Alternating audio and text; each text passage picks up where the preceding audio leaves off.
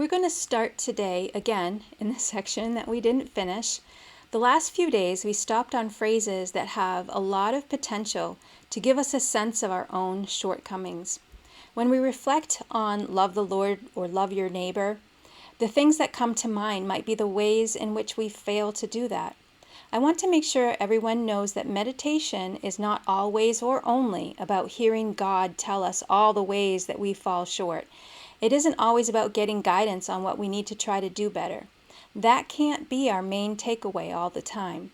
Yes, it is true that when we get into the Word and we get serious about our spiritual growth, God will show us ways in which we need to grow.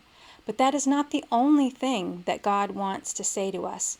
And if He is only ever telling us what a poor job we are doing at being a Christian, then we might need to seek counsel from a mature Christian, or we might need to readjust our meditation practices.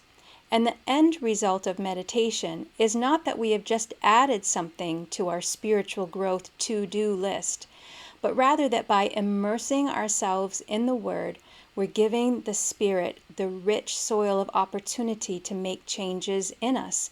We aren't doing this to try harder at being a better Christian, but to open the door for the Spirit to transform us into the Christians that we're called to be. So pause the video and pray that God will speak to you through His Word and that the Spirit will enable you to be quiet and listen. We'll begin reading Matthew chapter 22 at verse 34.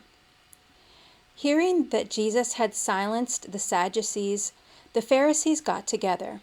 One of them, an expert in the law, tested him with this question: "Teacher, which is the greatest commandment in the law?"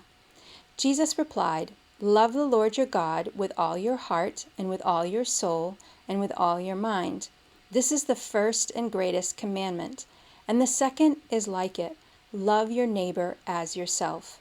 All the law and the prophets hang on these two commandments." All the law and the prophets hang on these two commandments. This is an odd thing to meditate on because it doesn't necessarily lend itself to finding fault with ourselves. God wants to speak all sorts of things to us, not limited to ways that we still need to grow as Christians. We can meditate on things that give us new perspectives or insights about God and His nature, about Jesus and what He's done for us, or the ways that the Spirit might work, among other things. Or God just might want to tell us how much He loves us, or that He is with us, that He strengthens and upholds us in difficult times. Whatever it is what God wants to say to us, and it's likely something that we really need to hear. So quiet your mind and spend some time meditating on all the law and the prophets hang on these two commandments. And then close your time with prayer.